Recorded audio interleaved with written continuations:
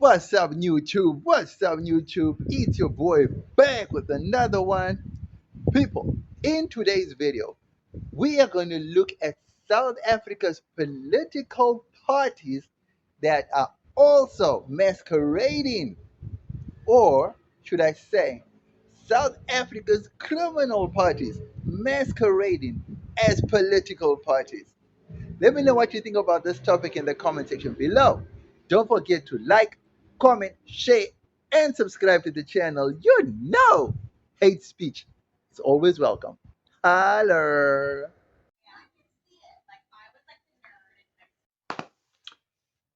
People, today's topic is going to be a bit shocking, right? Because it's something that everyone knows, something that everybody thinks about. It's something that people assume. It's something people murmur and rumor about. And it's something that has never really been proven, so to speak, like openly just out there. You know what I'm saying? It's always murmurs, right?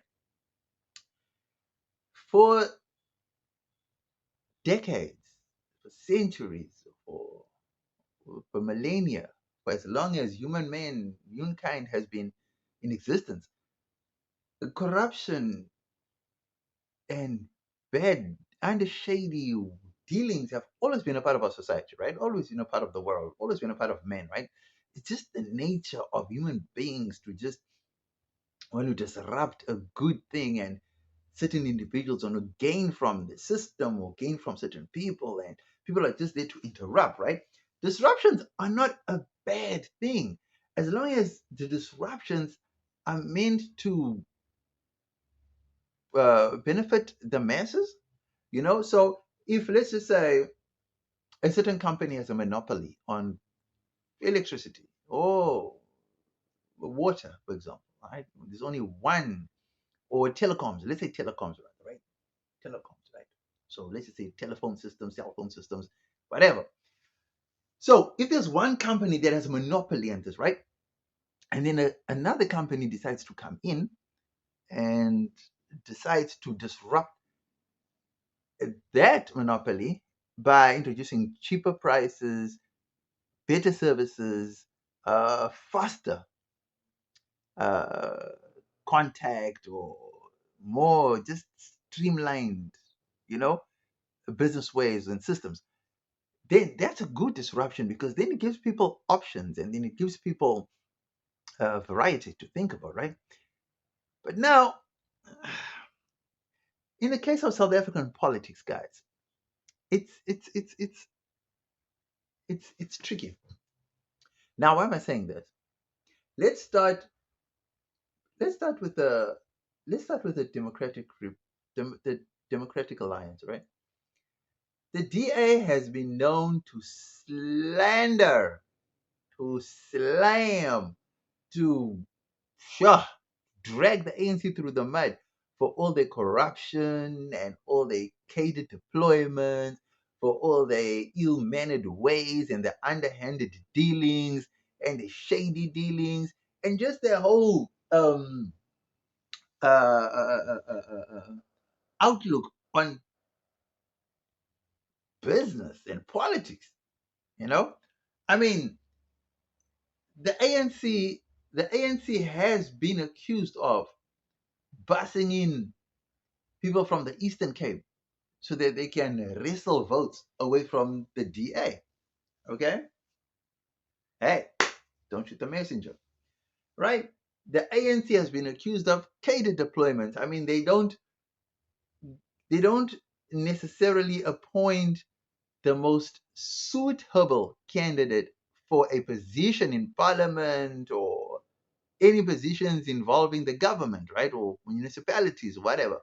It's more of a, okay, which cadre served in the liberation struggle can we put there? Because we owe him or her a favor. So, right, we're going to reward him or her with a position. You know what I mean?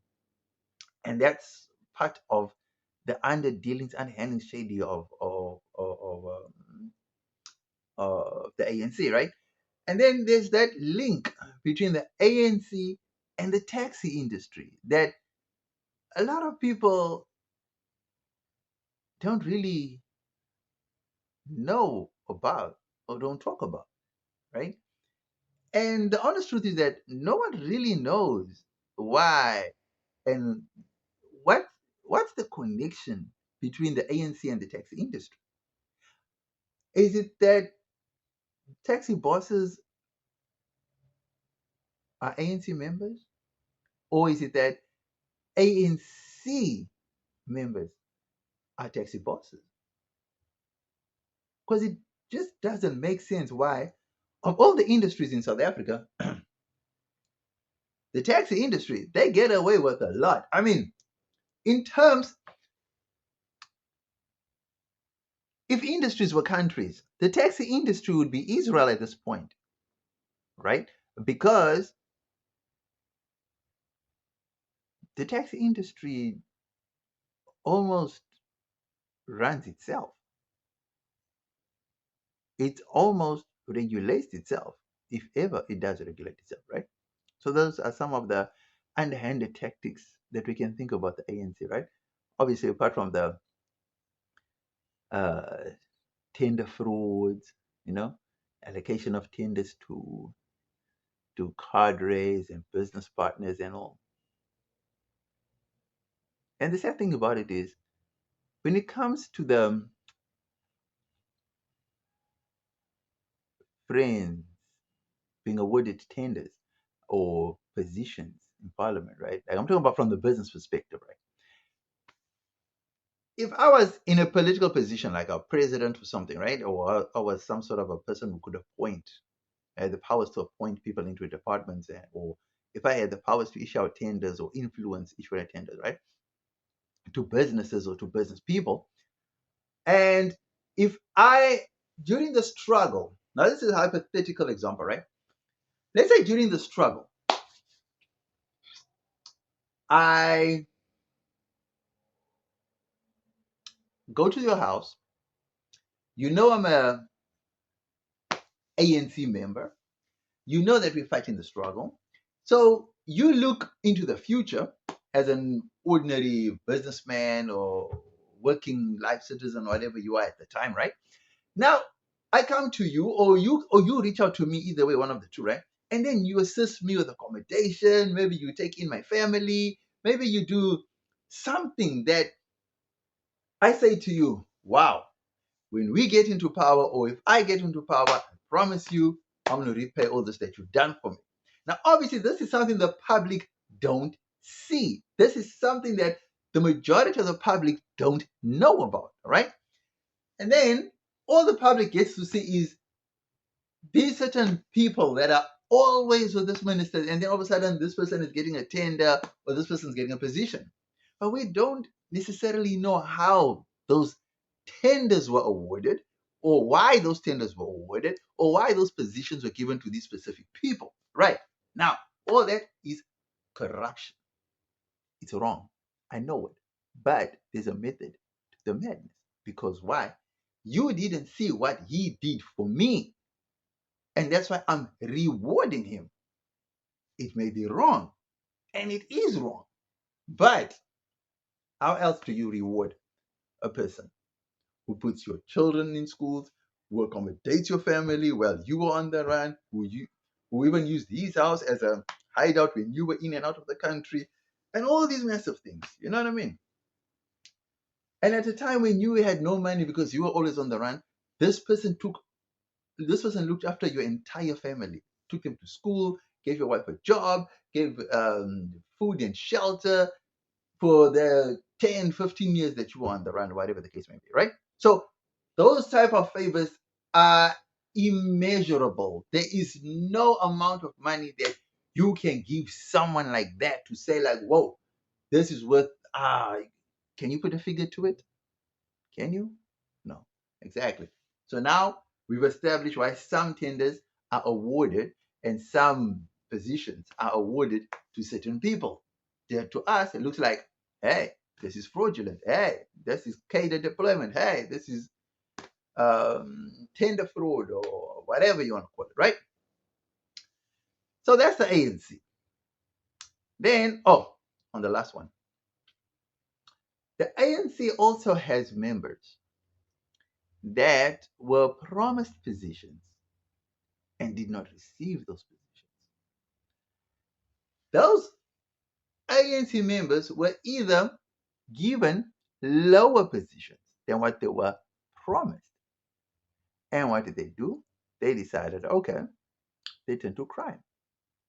Now, it's a well known fact that a lot of the cash in transit robberies that were happening in, I don't know, in Pretoria, Johannesburg, maybe in Pumalanga side up there, a lot of those cash in transit robbers were linked to political parties. And it's a well known fact, right? So we cannot hide away from that and say, like, no, that didn't happen. Because even at one ANC rally, not a rally, at an ANC in Daba, there's a meeting. I can't remember if it was a meeting, a caucus meeting, or some, but there's some sort of an ANC gathering that happened. And one of the ANC members actually stood up and said, you can actually smell the cash in transit robbery money in the atmosphere. They were just flush with cash.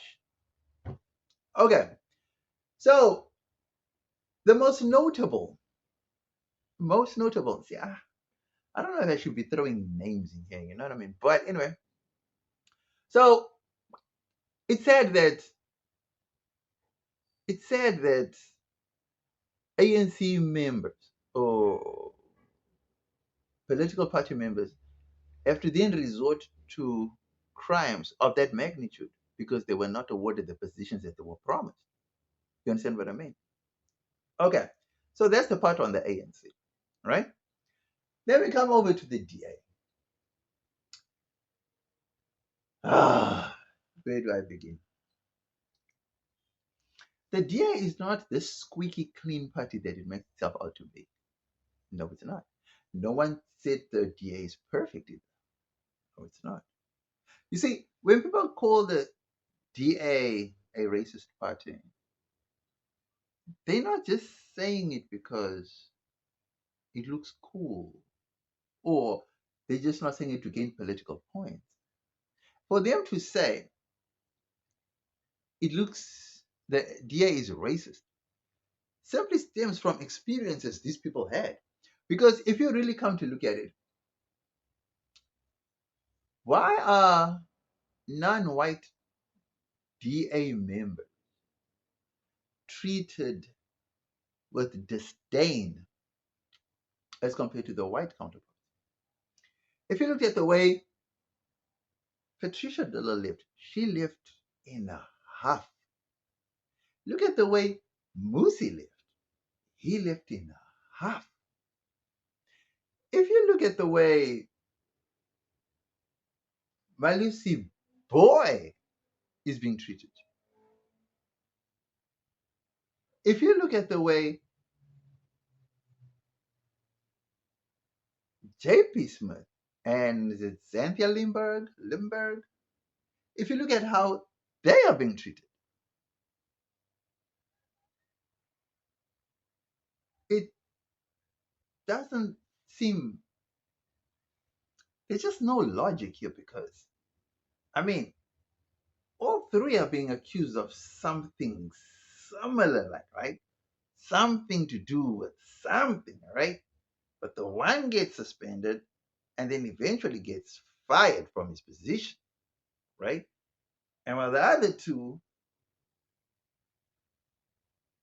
are kind of like, from the way reports are coming up, saying that they are being protected. Ah, okay, that's one. Number two, I don't know if the ANC is directly linked to known crime organizations. I don't know, right? I'm not saying they're not. I'm saying I don't know. I haven't seen anywhere where it says that they are linked to that type of people or organizations.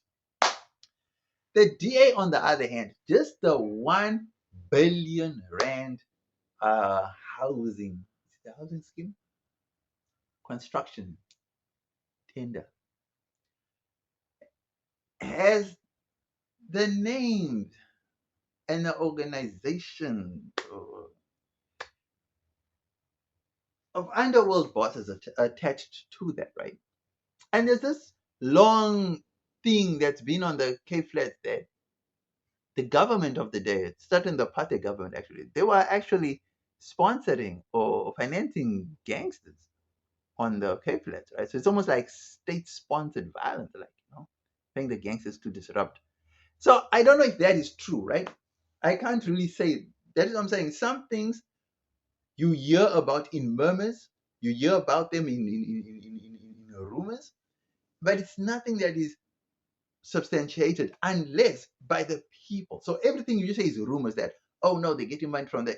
Why would certain underworld figures be living lavish lifestyles in areas that certain race groups were not really allowed to operate in, but these certain individuals from the underground, from the underworld, were actually having properties in these white areas, or formerly white areas at the time, right? So those are the rumors, those are the things, right? So now you see that there is a criminal element associated with these political parties. Now, some of it may well be that it could be rogue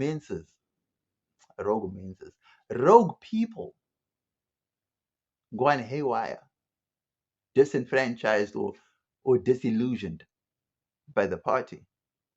Or it also could be a party tactic to work with underworld figures, right? Because it doesn't make sense that a party that's supposed to run a country, run a city, cannot rein in underworld figures.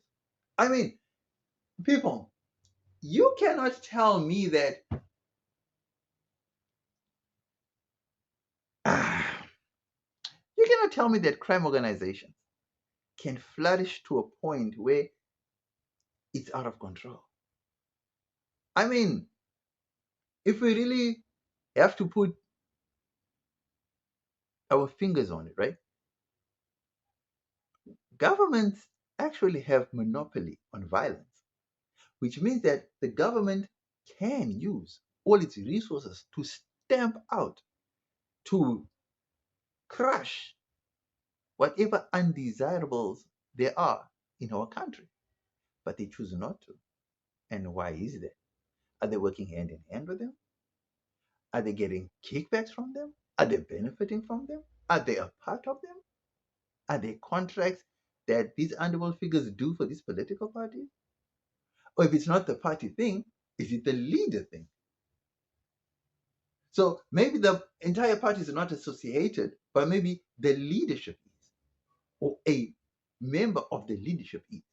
Because it doesn't make sense why crime, like for example, crime in Cape Town, well known. I mean, guys, businesses are being affected to a point where businesses are closing and these people are thriving and the police are not acting on it.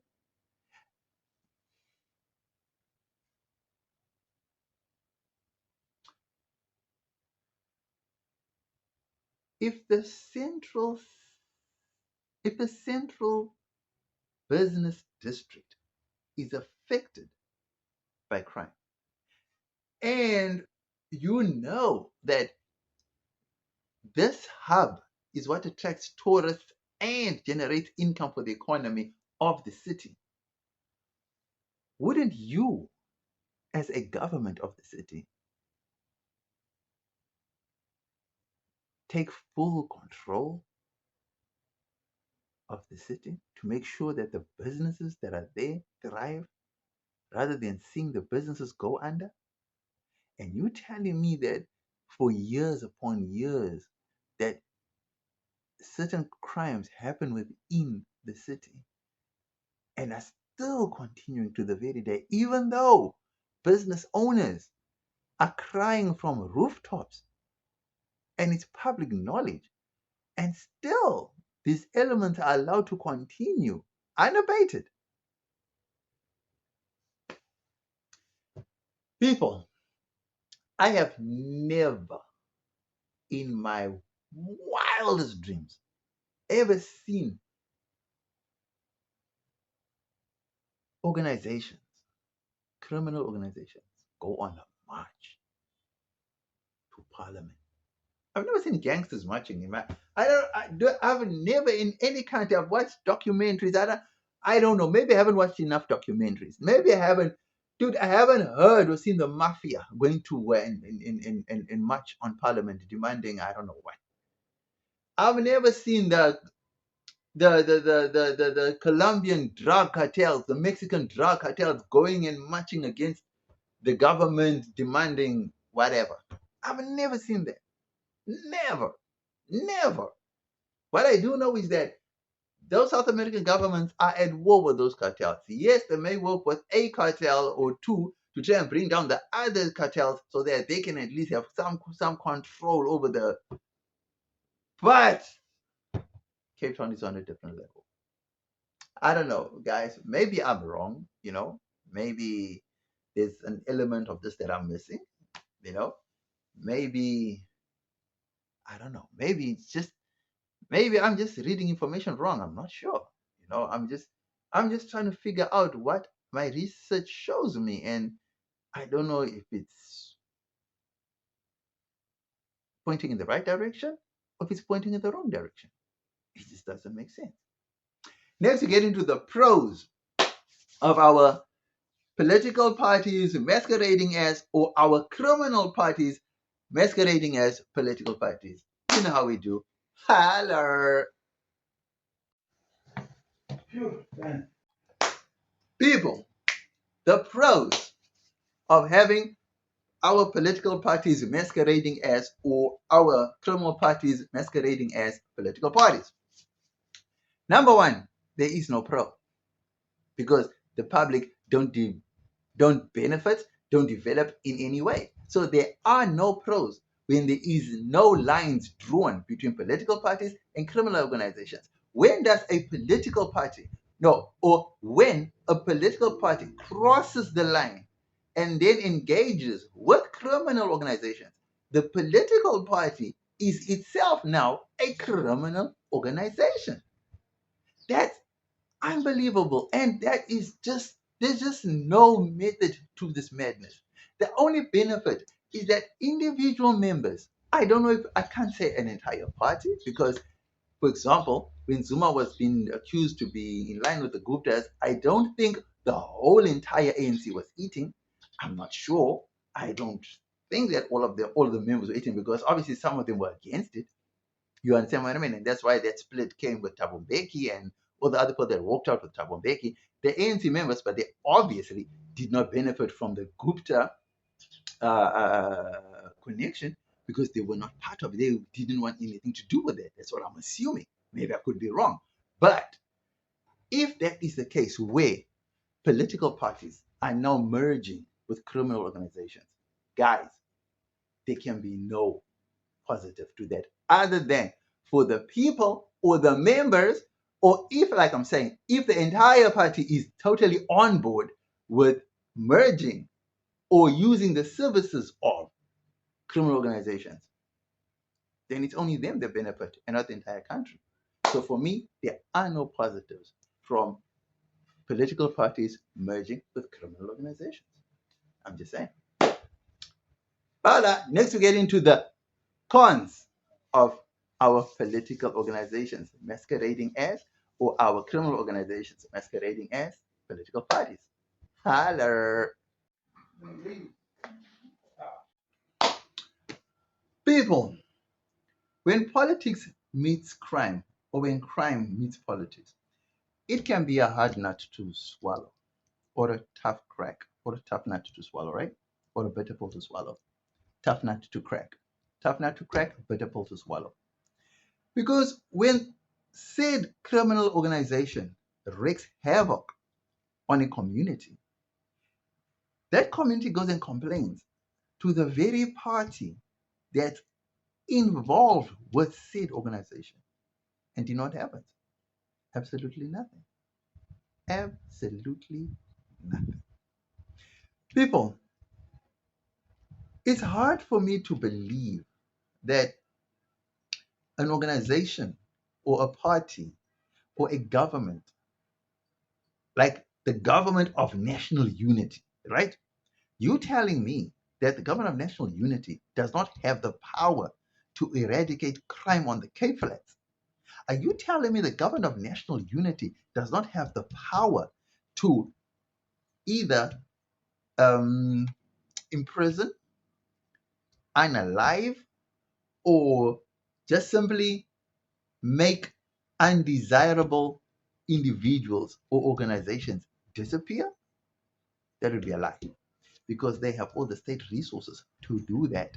Now, I don't care if the government will have to go into neighborhood by neighborhood by neighborhood and weed out, because the citizens already know who the criminals are. If they set up, and which they already do have, right? So, but they just ignore, right? If they set up hotlines, right, where people can give names, proof, and proof of what these people do, because there have been people that have been operating on the Cape Flats for years with impunity, and nothing happens. And everyone says those people are obviously working with the police. So there are certain people's names who carry weight, not just any type of weight, political weight. So, people, if such people, undesirables, carry political weight in a society, then you must know those people are untouchable. So, you cannot be untouchable if you do not have government assistance, and that's just the only truth, right?